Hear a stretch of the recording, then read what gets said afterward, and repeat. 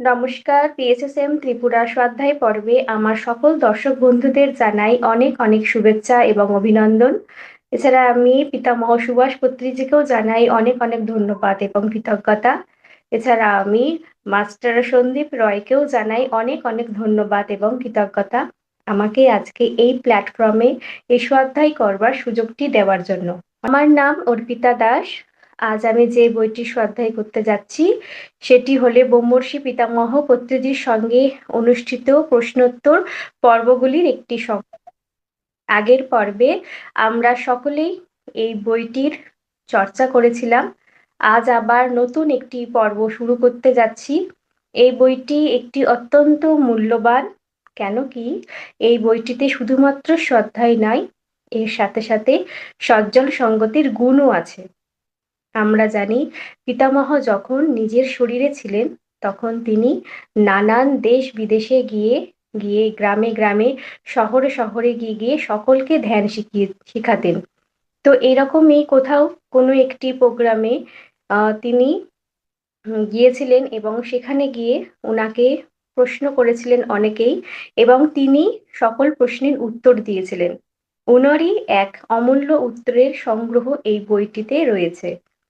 সকল প্রশ্ন অনেকেই ওনাকে করেন, তার জবাব তিনি দেন। তো এইরকম অনেক প্রশ্নের উত্তর দিতে পাবো। এখানে মোটামুটি প্রায় 200 বা 200-রও বেশি প্রশ্ন উত্তর আছে। খুবই ছোট ছোট পয়েন্টে দেওয়া রয়েছে। আমরা সকলেই জানি যে পিতামহ পিতামহ কেমন করে আমাদের সকলেরকে উত্তর দিতেন একদম সঠিকভাবে এবং মানে যেটাকে বলে ট্রু দা পয়েন্টে। তাই পিতামহের মুখ নিঃসৃত উত্তর আজ আমরা জানব সকল পিরামিড মাস্টারদের যেসব প্রশ্ন পিতামহকে করেছিলেন। পিতামহ বলতেন যে সবারই বুদ্ধের শিক্ষার আরো বেশি পাঠ করা উচিত। 4টি মহান সত্য এবং অষ্টাঙ্গ বুদ্ধের শিক্ষার মূল ভিত্তি। সবারই যীশুখ্রিস্টের নিউ টেস্টামেন্ট পড়া উচিত। সবারই ভগবদ গীতা পড়া উচিত। আমাদের উচিত পদ্ধতিগতভাবে এইসব শিক্ষাকে আমাদের দৈনন্দিন জীবনে অন্তর্ভুক্ত করা। আমরা মধ্যম পথ অনুসরণ করি। আমাদের কেবল ন্যূনতম প্রয়োজনেই মনোযোগ দেওয়া উচিত এবং অপ্রয়োজনীয় আকাঙ্ক্ষা পরিহার করা উচিত। এভাবেই আমাদের কাছে পর্যাপ্ত সময় এবং পর্যাপ্ত শক্তি থাকবে আমাদের অবসর সময়ে মাস্টার হয়ে ওঠার প্রচেষ্টার জন্য। সত্যই হলো মধ্যম পথ, সহনশীলতাই মধ্যম পথ। যে কোনো মাস্টারের চূড়ান্ত গন্তব্যই হলো মধ্যম পথ। মানে মধ্যম পথ মানে বলছি যে আমরা সবসময় মাঝখানে থাকবো, মানে সাংসারিক জীবনে 50% থাকবো, আধ্যাত্মিক জীবনে মানে মাঝখানে দুই দিকেই আমাদের সমানভাবে ব্যালেন্স করে চলতে হবে। কোনো দিকেই আমরা বেশি দেব না, না সাংসারিক জীবনে না আধ্যাত্মিক জীবনে। যদি আমরা মধ্যম পথে চলি তাহলে আমাদের জীবনটা সুন্দরভাবে ব্যালেন্সফুল লাইফ হবে, আমাদের জীবনটাকে আমরা চালাতে পারবো সকলেই। এইবারে ওনাকে প্রশ্ন করেছিলেন একজন কোনো এক পিরামিড মাস্টার যে আমি আপনাকে তপস্যাধ্যায় ঈশ্বর প্রণিধান ক্রিয়াযোগ এই বক্তব্যটি নিয়ে কথা বলতে শুনেছি। ক্রিয়াযোগ অনুশীলন নিয়ে সবসময় বিভ্রান্ত থাকে, আপনি কি এটি ব্যাখ্যা করতে পারেন? তার উত্তরে তিনি বলেছিলেন, তপস্যাধ্যায় ঈশ্বর প্রণিধান ক্রিয়াযোগ এই বক্তব্যটি পতঞ্জলি দিয়েছেন। তপ মানে সংযম, সংযম মানে কি সেলফ কন্ট্রোল, মানে নিজেদেরকে কন্ট্রোল করা। শরীরকে কষ্ট দেওয়া তপ নয়, ন্যূনতম মাত্রায় শরীরকে কষ্ট দেওয়াই তপ। কিন্তু শরীরকে ন্যূনতম দিতে শিখতে হবে। ন্যূনতম খাদ্য ও ন্যূনতম ঘুম, অল্প খাওয়া এবং অল্প ঘুম। একইভাবে মনকেও ন্যূনতম দিতে আমাদের শিখতে হবে, অর্থাৎ ধ্যান। তাহলে স্বাধ্যায় মানে পড়া। প্রত্যেক আত্মার জন্য হিমালয় অঞ্চলের বই পড়া প্রয়োজন, এটাই স্বাধ্যায়। তারপর ঈশ্বর প্রণিধান অর্থাৎ আপনার সমস্ত তপ এবং স্বাধ্যায়ের ফল হলো সর্বত্র ঈশ্বরকে দেখা। এটাই চূড়ান্ত অবস্থা। তপ হলো প্রথম ধাপ। খাবার ও ঘুম কমাও এবং ধ্যান বাড়াও। দ্বিতীয় ধাপ হলো স্বাধ্যায়। তৃতীয় ধাপ হলো ঈশ্বর প্রণিধান। সেটি কোনো ধাপ নয়, সেটি সেই অবস্থা যেখানে তুমি প্রবেশ করো। সুতরাং মনে রেখো, শরীরকে ন্যূনতম দাও। শূন্য নয়, কিন্তু শরীরকে ন্যূনতম। শরীরকে সর্বোচ্চ দিতে গেলে শরীর কষ্ট পায়, আর কষ্ট পেলে শরীর আরো বেশি চায়, কারণ শরীর ভুগছে। এইসবই ননস্টপ কারণেই ঘটে। তারা শরীরকে সর্বোচ্চ দিচ্ছে না, শরীরের প্রয়োজন শুধু ন্যূনতম। মনকেও ন্যূনতম দাও এবং স্বাধ্যায় সর্বোচ্চ দাও। পিএসএসএম স্বাধ্যায়ের এক শক্তিশালী পথ। স্বাধ্যায়ে প্রবেশ করার আগে তোমাকে তপস্বী হতে হবে, যার অর্থ শরীর ও মনকে ন্যূনতম দেওয়া। শরীর ও মনে সর্বোচ্চ দেওয়ায় লিপ্ত না হওয়া। এটি সেই মহান উক্তি, তপস্বাধ্যায় ঈশ্বর প্রণিধানানি ক্রিয়াযোগ। এই উত্তরে উনি এটাই দিয়েছিলেন। দ্বিতীয় প্রশ্ন ওনাকে করা হয়েছিল, সত্যের বিভিন্ন দিক সম্পর্কে অনুগ্রহ করে ব্যাখ্যা করুন। তার উত্তরে পিতামহ দিয়েছিলেন, প্রতিবার তুমি যখন একটি প্রশ্ন করো, সত্যের একটি নতুন দিক প্রকাশ পায়। প্রশ্নগুলো আমাদের জন্য যেমন গুরুত্বপূর্ণ, উত্তরগুলো তেমনই মূল্যবান। তাই আমরা আমাদের উত্তর শুনে যেমন আনন্দ হই, তেমনি প্রশ্নকারী শ্রোতাকেও আমরা শ্রদ্ধা করি। প্রতিটি প্রশ্ন ও প্রতিটি উত্তর অসীম সিঁড়িতে একটি বড় ধাপ। মানুষকে প্রশ্ন করতে থাকতেই হবে ও উত্তর দিতেই হবে। আমাদের প্রশ্ন করা উচিত, কারণ আমাদের মন শূন্য। মন শূন্য হলে বক্তাও নিজের মনের কথা শোনে এবং উত্তরে আনন্দ পায়। সত্যের আরেকটি দিক প্রকাশ পায়। এভাবে এটি চিরকাল চলতে থাকে। আর একটি প্রশ্ন ওনাকে করা হয়েছে, সেখানে বলছেন যে ভক্তি মার্গ ও কর্ম মার্গের মতো অনেক পথ আছে আত্মজ্ঞান লাভের জন্য। প্রকৃতপক্ষে কোনটি সঠিক পথ? এর উত্তরে তিনি দিয়েছিলেন, প্রকৃতপক্ষে মাত্র দুটি পথ আছে। একটি হলো ধ্যান মার্গ, অর্থাৎ আনাপানাসতি ধ্যান। অন্যটি হলো জ্ঞান মার্গ, অর্থাৎ প্রশ্ন ও উত্তর পদ্ধতি। আমাদের দুটোই প্রয়োজন। এই হলো আমাদের স্বাভাবিক ভক্তি ও পরিপূর্ণ কর্মের দিকে নিয়ে যাবে। এইবার আরেকজন পিরামিড মাস্টার ওনাকে জিজ্ঞাসা করছেন যে আমরা কিভাবে বুঝবো কোনটি আমাদের জন্য সঠিক আধ্যাত্মিক স্থান? এর উত্তরে উনি দিয়েছিলেন, সর্বত্র ঘুরে দেখো এবং বিভিন্ন স্থানে অনুসন্ধান করো। যেখানে যা ঘটছে তা দেখো। যদি তুমি সন্তুষ্ট হও তাহলে সেখানেই থাকো, যদি সন্তুষ্ট না হও তাহলে অন্য কোথাও খোঁজ করো। আমি যোগ কেন্দ্রে গিয়েছি, তারপর হচ্ছে ট্রান্সেন্ডেন্ট মেডিটেশন সেন্টারেও গিয়েছি, ব্রহ্মকুমারী কেন্দ্রেও গিয়েছি, আরো অনেক মানুষের স্থানেও গিয়েছি।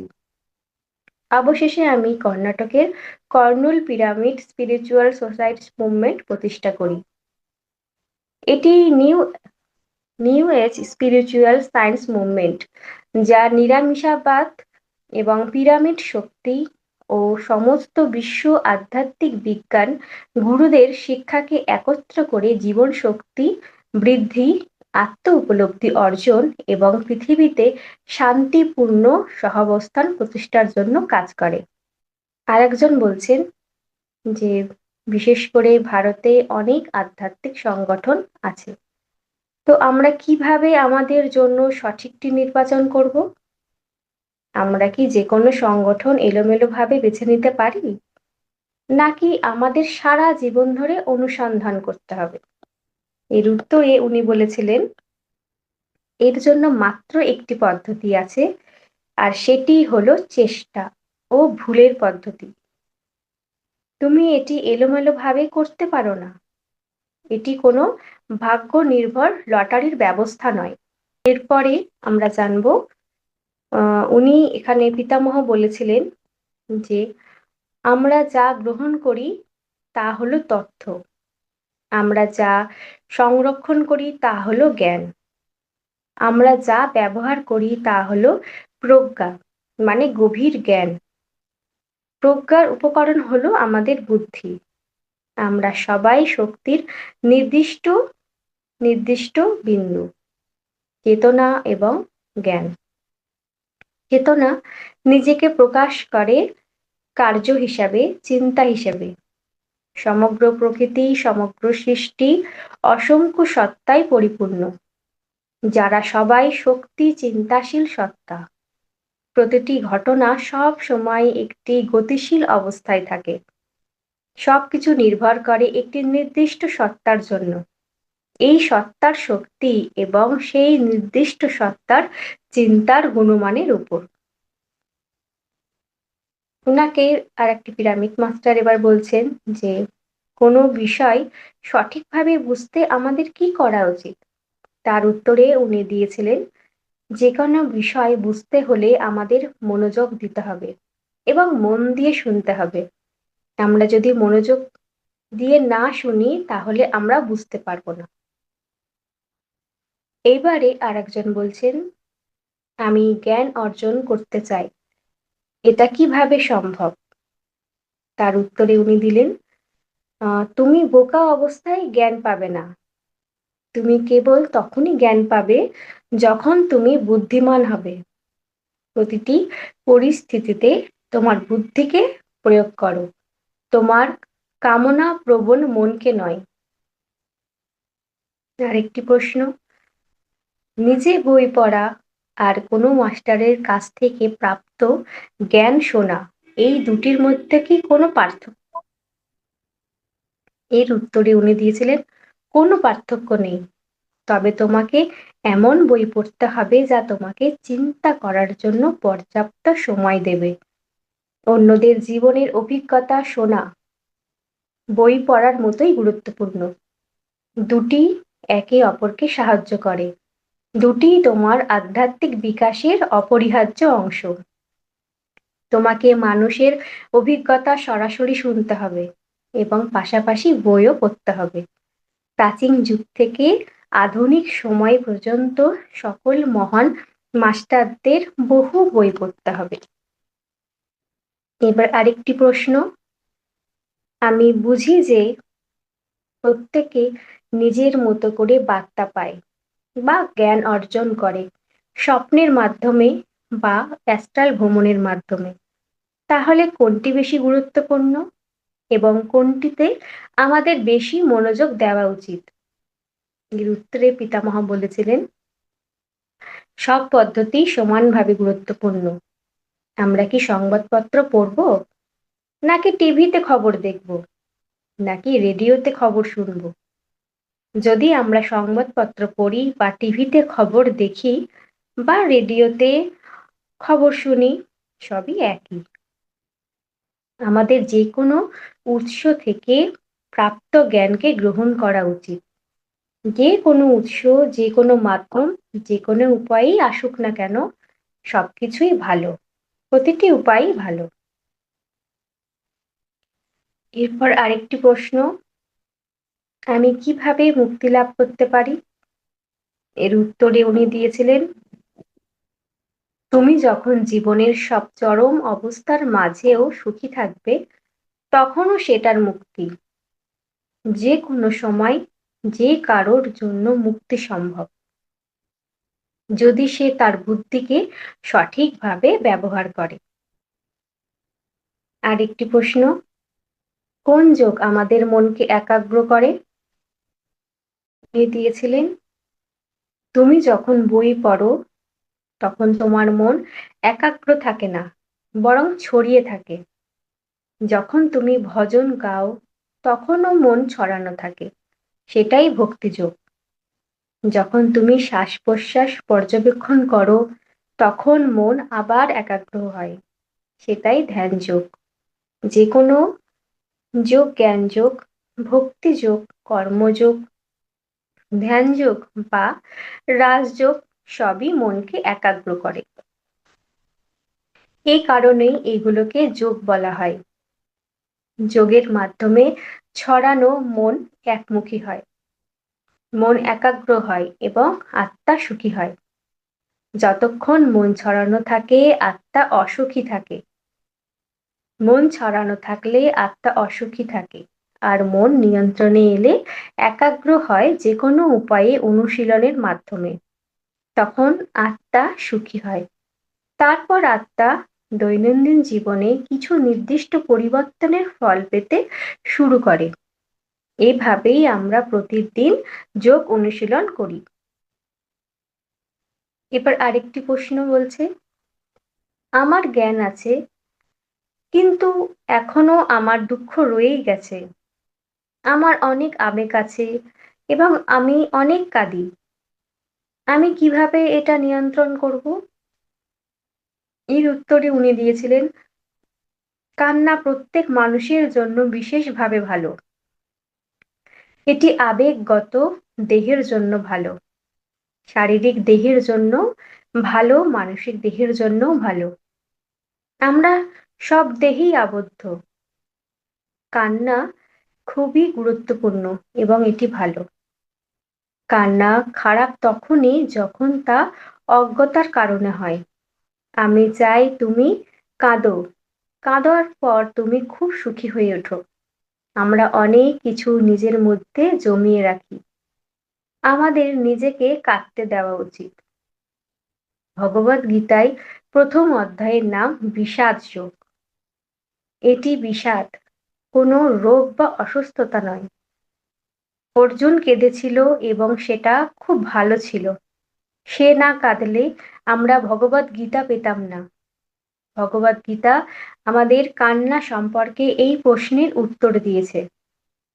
তুমি যদি এই প্রশ্ন না করতে, এই লেখা পড়ে সবাই উত্তর পেত না। কান্না খুবই গুরুত্বপূর্ণ। এই কারণেই শিশুরা জন্মের সময় কাঁদে। শিশুর জন্মের সময় কাঁদে এবং কিছুই দমন করে না।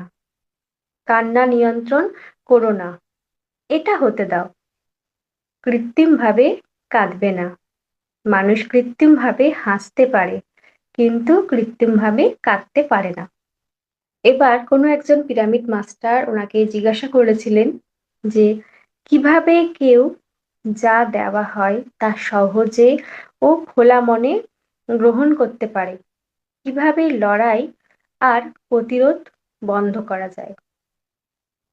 এর উত্তরে পিতামহ বলেছিলেন, আমরা কিভাবে সাঁতার শিখি? আমরা সরাসরি জলে কি ঝাঁপ দিই? আমরা জলে ঝাঁপ দিতে ভয় পাই, কারণ আমরা সাঁতার জানি না। কিন্তু আমাদের সাঁতার শিখতেই জলে নামতেই হয়। তাই আমাদের বাতাসের জন্য হাঁসফাঁস করতে করতে জলে ঝাঁপ দিতে হয়। কিন্তু আমরা শেষ পর্যন্ত তা অতিক্রম করি। আমরাই ভালো সাঁতারু হয়ে উঠি। একইভাবে তুমি একজন মহান আলোক প্রাপ্ত গুরু হয়ে উঠবে। এতে সময় লাগে। ভবিষ্যৎকে গ্রহণ করতে সবাইকে দূত দিকে আসছে। যদিও কেউ জানে না কি আসছে, তবু তাকে খোলা মনে গ্রহণ করতে হবে। খোলা মনেই গ্রহণ করাই হলো আলোক প্রাপ্তি। এইবারে আর একজন পিরামিড মাস্টার ওনাকে বলছেন, আমার পুরনো অভ্যাসগুলো আমাকে ছেড়ে যাচ্ছে না। আমি এটা সম্পর্কে সচেতন। আমি সচেতন, কিন্তু আমার শরীর লড়াই করছে। সে নানা কিছু চাই। আমার মন বিপরীত দিকে যাচ্ছে। এত দ্বন্দ্ব আমার ভেতরে চলছে। শরীর আর মনের এই দ্বন্দ্বগুলো কিভাবে কাটিয়ে উঠব? পুরনো অভ্যাসগুলো বারবার ফিরিয়ে আসার প্রক্রিয়া কিভাবে থামানো যায়? এর উত্তরে উনি বলেছিলেন, সবার শরীর, সবার মনই অতীতের সঙ্গে সম্পর্কিত, কিন্তু সবার আত্মাই ভবিষ্যতের সঙ্গে সম্পর্কিত। আমার শরীর ও মন সবসময় অতীতের সঙ্গে যুক্ত। শরীর আর মন অতীত ছাড়তে চায় না, কিন্তু আত্মা সব সময় ভবিষ্যতেই বাস করে। আত্মা একটি স্বর্ণালী ভবিষ্যতে বাস করে। তাই শরীর, মন ও আত্মার মধ্যে একটি ফাঁক বা দূরত্ব আছে। শরীর মন বলে অতীত অতীতের অভ্যাস, আর আত্মা বলে না, অতীত ভাঙো, নতুন ভবিষ্যতের সঙ্গে এগিয়ে যাও। এই টানাপোড়েনই প্রতিটি মানুষের মধ্যেই চলছে। একজন মানুষ অতীতে বাস করে, অতীতে যা কিছু হয়েছে সেটাই সে বর্তমানে আবার করতে চায়। কিন্তু আত্মা সবসময় নতুন কিছুর আকাঙ্ক্ষা করে। আত্মা ভবিষ্যতে বাস করে, ভবিষ্যতের স্বপ্ন দেখে। আমরা সবাই মূলত গভীরভাবেই আত্মা। শরীর সবসময় অতীত চায়, মন ও অতীত চায়, কিন্তু আত্মা সবসময় নতুন কিছুর আকাঙ্ক্ষা করে। আত্মা ভবিষ্যতেই বাস করে, ভবিষ্যতের স্বপ্ন দেখে। আমরা সবাই মূলত গভীরভাবেই আত্মা। শরীর সবসময়, তাই এটা সংগ্রামটা সবার মধ্যেই আছে। এটা শরীর, মন আর আত্মার মধ্যে এক ধরনের টানাটানি যুদ্ধ, আর আত্মাই সব সময় জয়ী হয়।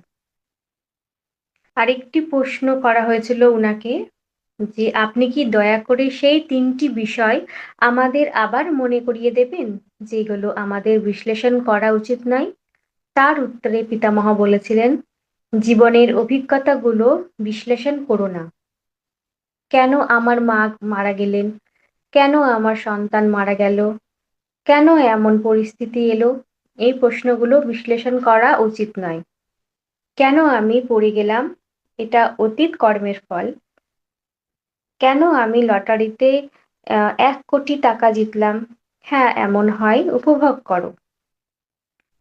ওই ১ কোটি টাকাটাও কিন্তু উপভোগ করো। মেডিটেশনের অভিজ্ঞতা বিশ্লেষণ করো না। কিছু একটা ঘটে, কুণ্ডলিনী অভিজ্ঞতা ঘটে, কিছু ঘটে।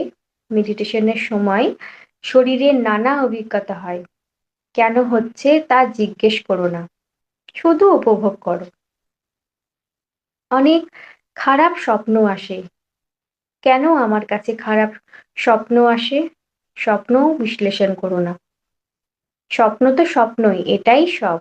জীবনের অভিজ্ঞতা, মেডিটেশনের অভিজ্ঞতা, স্বপ্নের অভিজ্ঞতাগুলো কখনোই বিশ্লেষণ করা উচিত নয়। এইগুলো অনুভব করা উচিত। অভিজ্ঞতা খুবই গুরুত্বপূর্ণ।